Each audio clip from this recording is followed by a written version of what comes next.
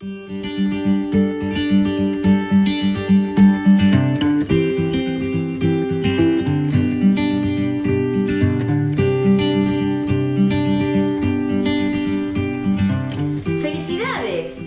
Bueno, por lo menos eso es lo que la mayoría de la gente desea cuando empezamos una nueva etapa, cuando comienza un año nuevo, porque la idea es que podamos ver lo bueno que viene en el futuro, lo promisorio, lo agradable, para nosotros y para los demás.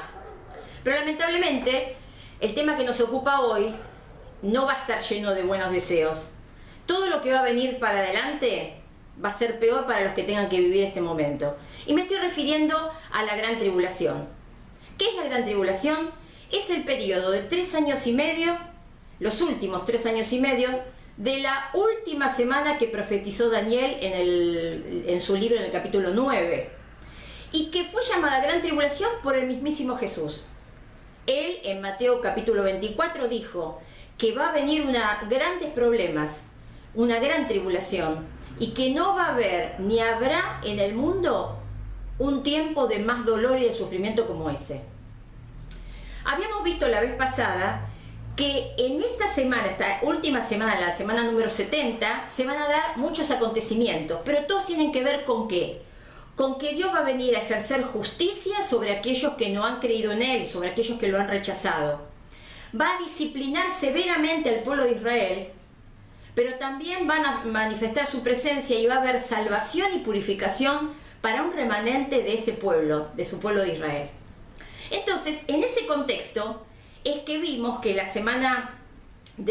última semana, o sea, la tribulación, la primera parte, comienza con una firma de un tratado de paz. Y ya ahí me quiero detener para hacerte una consideración. Si nosotros estuviéramos hace 72 años atrás hablando de este tema, veríamos mucho más lejana la concreción de esta última semana de Daniel. ¿Por qué? Porque sencillamente, si la semana de Daniel va a comenzar con un tratado de paz que firma Israel con un líder, tiene que haber por lo menos, no solamente un líder que firme el tratado, sino también un pueblo de Israel, una nación de Israel. Y hace 72 años atrás no existía. Te cuento. Desde el año 586 a.C., en la cual los babilonios tomaron el templo y lo destruyeron, los israelitas pasaron por un montón, sobre sus territorios pasaron un montón de imperios.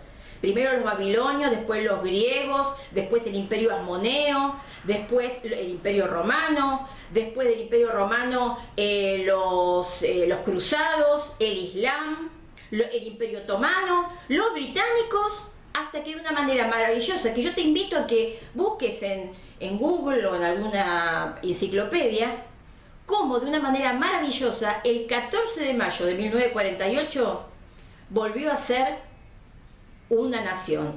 Se nació el 14 de mayo del 48 la nación de Israel. Desde el año 135 después de Cristo, en la cual Julio Severo, emperador de Roma, por sofocar una rebelión judía, destruyó más de 1000 aldeas judías y expulsó a casi la mayoría de los judíos, desde el 135 hasta 1948, fue el único pueblo en la historia que no tenía nación. Era un pueblo condenado a la desaparición, a la extinción total.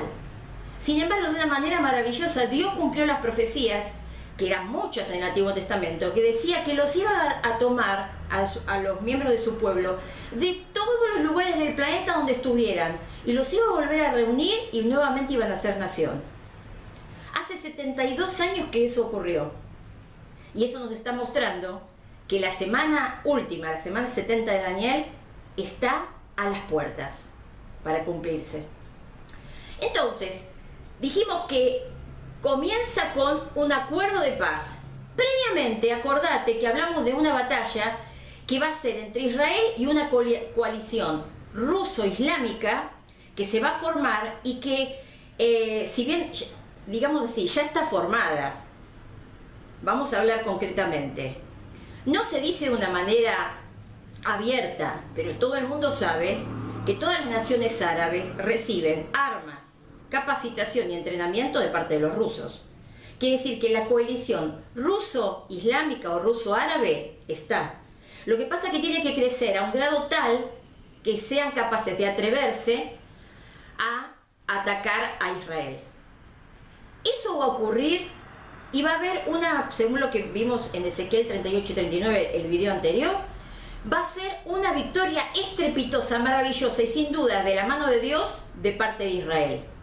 Los árabes van a quedar cabizbajos porque van a estar derrotados, van a ser diezmadas sus tropas, van a perder equipamiento, van a perder sus ejércitos, van a perder mucho vigor y por lo tanto van a quedar en una situación muy mala.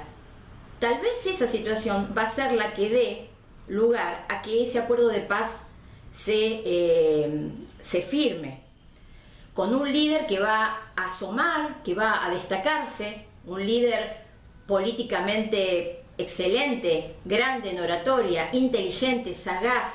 Se va a hacer sacar toda la competencia y va a quedar como único capaz de solucionar el problema de Medio Oriente. Seguramente esa paz que va a venir en estos primeros 3 años y medio de este periodo de 7 años, va a ser la que dé pie en un Medio Oriente cabizbajo por la derrota que antes te conté, que dé pie para que puedan construir nuevamente el templo, que es la segunda gran cosa que tiene que ocurrir para que esta semana de Daniel se cumpla. ¿Por qué? Porque hay un detalle fundamental. Si bien los judíos dicen que ya tienen todos los materiales del templo, por supuesto los planos, todos los elementos, todo el mobiliario ya construido, tienen las vestiduras sacerdotales y todos los sacerdotes absolutamente capacitados y entrenados para volver a hacer sacrificios diarios en el templo, hay algo que les queda, y es el templo, el lugar del templo, que hoy está ocupado por la mezquita de Omar. Está justo en la explanada donde el templo tendría que estar. Por lo tanto, lo que está faltando es que esa mezquita sea desplazada para dar lugar a la construcción de ese templo. ¿Por qué el templo tiene que estar ahí? Ahora te vas a enterar. Este líder va con sus argumentos, a hacer pensar que está defendiendo los intereses de Israel. Israel le va a creer. Va a ser un tratado de paz, pero al mismo tiempo van a empezar a ocurrir cosas y tiene que ver con las señales, que todo el mundo se pregunta, ¿cuáles son las señales de que estos tiempos se van aproximando? Si vamos a Mateo 24, a partir del versículo 4, vemos que habrá primero mucha confusión, muchas personas se van a plantear como que son el Mesías, o sea, el enviado de Dios, el que va a traer la solución al mundo. Van a haber muchas guerras, va a haber hambre, va a haber pestes, va a haber terremotos. Y hasta acá hay persecución también, que es algo que realmente hoy es tremendo, porque hoy cuentan que la persecución de hoy es muchísimo superior a lo que fue en las épocas de Nerón, que cuando uno piensa en persecución piensa en esas épocas del Imperio Romano. Sin embargo, hoy la persecución a los cristianos es tremenda. Entonces, hasta esta altura, vos te podés preguntar, bueno, pero guerras, hambres, pestes, terremotos, siempre los hubo. Es cierto. Pero esto que está acá está dado en un contexto especial. Y la clave está en el versículo 8 de Mateo capítulo 24, que dice así: esto será apenas el comienzo de dolores. Cuando se traduce dolores, en otras versiones dice el comienzo de sufrimiento, el original no dice dolores y nada más, sino que dice dolores de parto, lo cual es muy esclarecedor. ¿Por qué? Porque nosotros sabemos que los dolores de parto no son cualquier dolor. Sabemos que los dolores de parto son dolores que aumentan en frecuencia y en intensidad a medida que nos vamos acercando a la fecha de parto. Por eso lo que acá está diciendo es que en ese momento, en ese contexto, luego de haberse firmado el Tratado de Paz, por supuesto te cuento que ya la iglesia se habrá ido, el arrebatamiento ya ocurrió, así que cuando se firme ese Tratado de Paz y ocurran guerras ocurran terremotos, ocurran hambres y pestes, va a ser en una seguidilla cada vez más violenta y una peor que la anterior. Por eso nos vamos a dar cuenta, los que estén ahí, se van a dar cuenta de que están en el medio de esa última semana profetizada por Daniel. Ahora, dice que muchos van a ser engañados, muchos van a ser traicionados, va a haber martirios, van a ser perseguidos. Líder va a hacer algo en esa mitad de ese periodo de los 7 años, o sea, a los 3 años y medio, que va a hacer que el pueblo de Israel tome conciencia de que había sido engañado y que en realidad este líder no está a favor de Israel, sino que justamente su misión es destruirla. Cosa que Satanás quiso hacer siempre. En primer lugar lo quiso hacer porque sabía que del pueblo de Israel iban a ser el Mesías. Y el objetivo número 1 de Satanás siempre ha sido obstaculizar los planes de Dios. Ahora, ya que el Mesías nació, murió y cumplió todo el plan de salvación, ¿qué le queda? Destruir por lo menos a todo el pueblo de Dios que sea posible. La iglesia ya no está más en el mundo, así que yo no puedo hacer más nada con ella. Pero sí, hay muchos judíos todavía incrédulos que él quiere ganar para el infierno. A la mitad de los 3 años y medio, este líder mundial se va a proclamar como prácticamente un dios. ¿Por qué? Porque la Biblia, en Mateo 24, versículo 15, habla de que se va a producir un horrible sacrilegio. En la versión Reina Valera habla de la abominación desoladora, que hace alusión a algo que pasó en el 167 a.C., cuando un tal gobernador griego Antíoco Epífanes entró al templo, mató chanchos en el altar. Recordad que los cerdos son unos animales prohibidos y considerados inmundos por los judíos, y estableció en el medio del templo una estatua de Zeus, el dios número 1 de los griegos. Fue bochornoso para los judíos, no volvieron más al templo y los sacrificios diarios que se solían hacer se cortaron. Aparentemente eso se va a repetir, pero ya no va a ser una estatua de Zeus o de otro dios, sino que el mismo anticristo va a ser el que se va a poner ahí como Dios. Para eso va a levantarse también la figura de lo que se llama en la Biblia un falso profeta, que va a ser ni más ni menos que un líder de una religión mundial, que lo que va a hacer es, con mucho poder y con obras maravillosas, proclamar que sea considerado Dios al anticristo. De esta manera se forma lo que se llama la Trinidad satánica.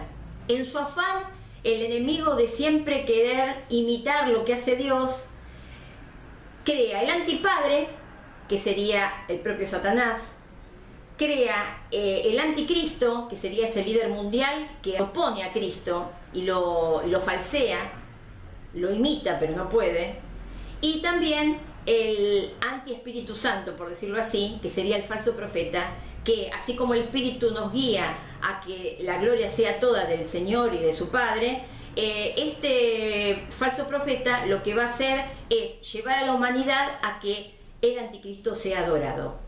Durante ese periodo va a haber van a pasar cosas calamitosas, va a haber un enfrentamiento bélico como nunca, va a haber persecuciones, ahí va a surgir el tema de la marca de la bestia, el número 666, que realmente hace unos años podríamos nosotros elucubrar, vaya a saber qué cosa de ciencia ficción, pensando cómo podría ser esto, pero hoy en día es más que sencillo que esto ocurra. Si pensamos en los microchips subcutáneos que actualmente se usan, sobre todo en el sistema sanitario de algunos países, para tener como historias clínicas personales, para que en caso de accidente alguien pueda escanearnos y saber cuáles son los problemas físicos que tenemos y cuáles son las medicaciones a las que estamos, por ejemplo, somos alérgicos.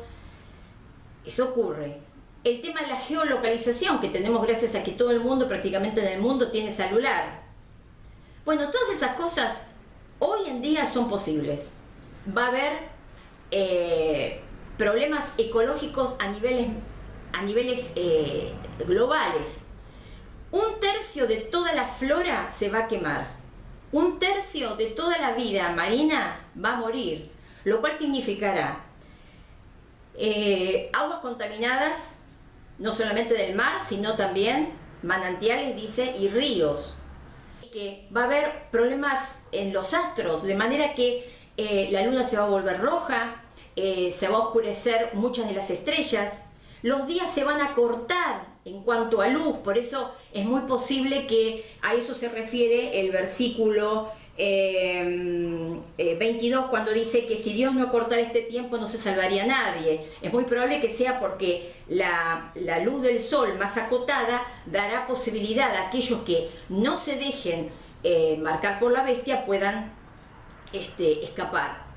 Sin embargo, a pesar de toda esa hecatombe que va a ocurrir, Dios no va a dejar a su pueblo desamparado. Él, de una manera maravillosa y milagrosa, va a amparar a su pueblo para que en esos 3 años y medio, en los cuales muchos de los judíos van a desesperadamente ver al que traspasaron, como dice la Biblia, y se van a dar cuenta que cometieron el gravísimo error de pensar que el Mesías no había llegado y que todavía estaban esperando, cuando en realidad ese Mesías, ese enviado de Dios, es el mismo Jesús. Esos judíos que ahora creen en el Señor van a ser guardados durante todo este tiempo. Van a haber 2 testigos que el Señor va a mandar, 2 testigos que prácticamente cuando vos lo leas en la Biblia te va a parecer que son casi como 2 superhéroes, porque van a tener como poderes especiales, van a ser atacados continuamente porque su misión va a ser decirle al mundo y avisarle que lo que tienen delante no es el Salvador de la humanidad, no es el líder que los va a llevar a la panacea universal, sino todo lo contrario, los va a llevar a la destrucción.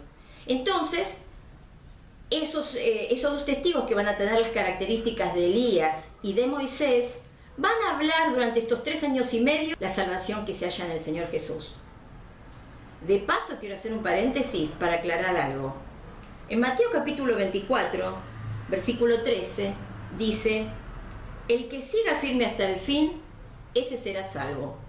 En medio de toda esa confusión, parecería ese versículo, si lo tomamos livianamente, que solamente en ese momento el que va a perseverar va a conseguir la salvación. Pero quiero aclarar que la salvación fue, es y será únicamente por obra del sacrificio que hizo el Señor en la cruz. Entonces, ¿a qué se está refiriendo esto? Se está refiriendo a que no es que el que persevera o el que sigue firme y no se deja marcar por la bestia y no termina siendo infiel al Señor, ese se va a salvar, sino que justamente los salvos, los hijos de Dios, van a ser los únicos que gracias al poder sobrenatural que Dios les va a dar, van a poder resistir este momento de tanto sufrimiento. Por eso no es que perseverando se van a salvar, sino que justamente se van a salvar porque Dios los va a ayudar a perseverar. Van a ser los únicos. Estos 2 testigos, si bien tenían como poderes especiales dados por Dios, en algún momento antes de concluir estos últimos 3 años y medio, van a ser atacados por Satanás y van a ser muertos. Dice la Biblia que va a haber una gran alegría. Dice que los pueblos de todo el mundo se van a poner contentos y se van a hacer regalos porque han podido callar a estos 2 que lo único que hacían era proclamar la salvación de Dios y al mismo tiempo desenmascarar a este líder, a este anticristo. Dicen que no los van a querer enterrar para que todo el mundo, dice que todo pueblo, toda raza y toda etnia va a poder verlo. Hoy podemos ver perfectamente que esto se puede lograr a través de internet y de los satélites. Y dice que lo van a dejar ahí para que sea expuesto, digamos, el bochorno de Dios al ser muertos sus testigos. Sin embargo, dice que a los 3 días y medio, esos 2 testigos van a ser resucitados por el poder de Dios. Y se va a escuchar una voz que le diga, que desde el cielo les va a decir: bueno, vamos, ahora suban. Y ellos se van a ir, y dice que la gente que los va a ver resucitar va a quedar aterrorizada y muchos van a creer. Pero luego de eso va a venir un terremoto tremendo que va a hacer que mueran más de 7.000 personas. Vos podés pensar, una de las preguntas que me surgen es, ¿el anticristo está vivo hoy? ¿Ya nació? ¿Está entre nosotros? Y bueno, yo creo que te podría contestar que potencialmente sí. ¿Por qué te digo esto? No es que Satanás está eligiendo una persona para ser de anticristo y frente a esta situación Dios empieza a actuar. No, es todo lo contrario. Dios es el soberano de todo, inclusive de la historia. Dios es el que escribe la historia. Dios no la vive, la escribe, la diseña y la cumple.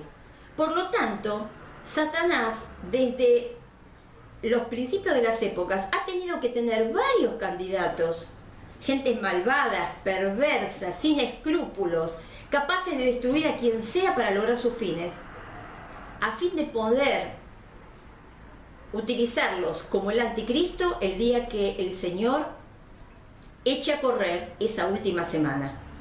Recordá también que así como nosotros no sabemos el momento en que ese pacto que va a dar comienzo a la última semana se va a producir, él tampoco.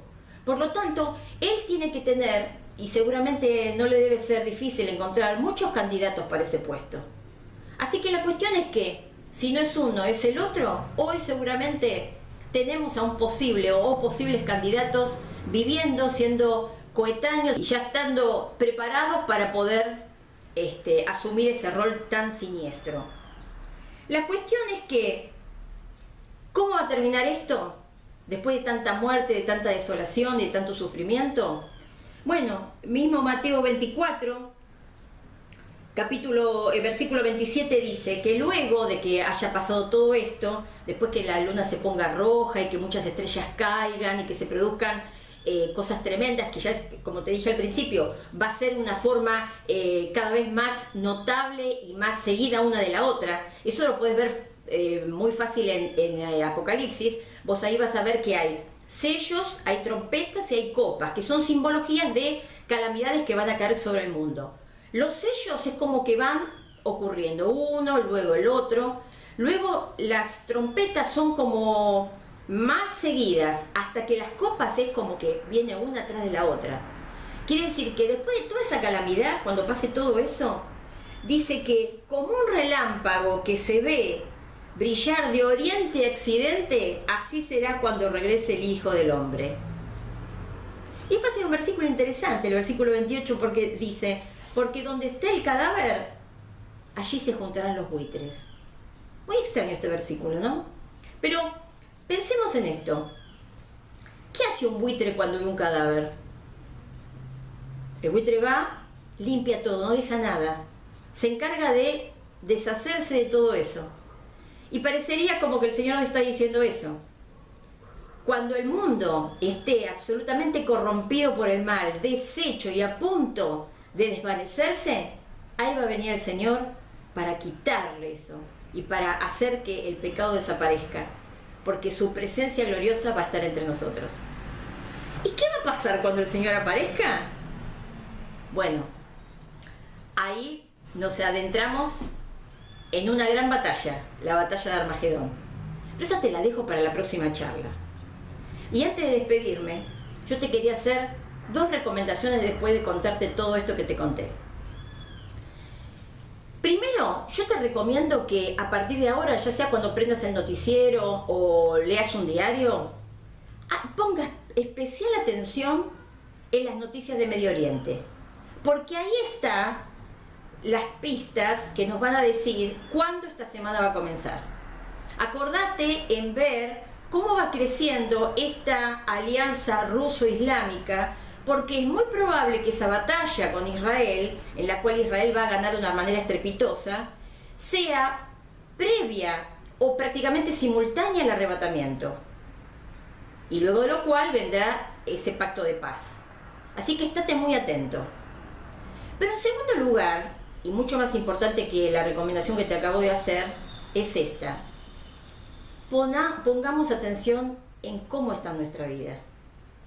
No tiene sentido mirar cómo está Medio Oriente, cómo están las relaciones internacionales de los países de esa región, si no miramos cómo está nuestra relación con Dios.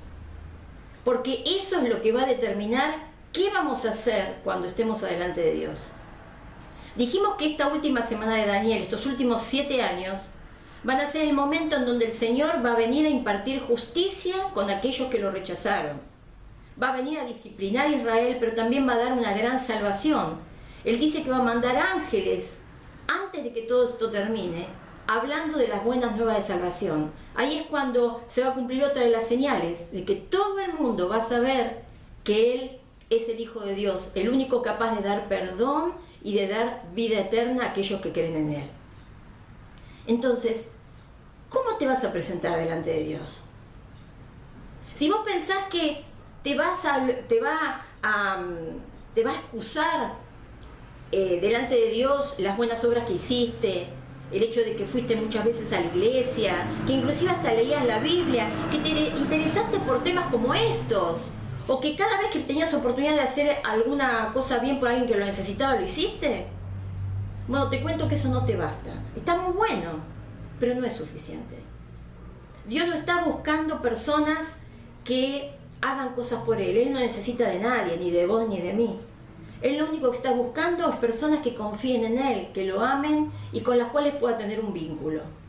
Y eso no puede empezar de ninguna manera si no es a partir del arrepentimiento.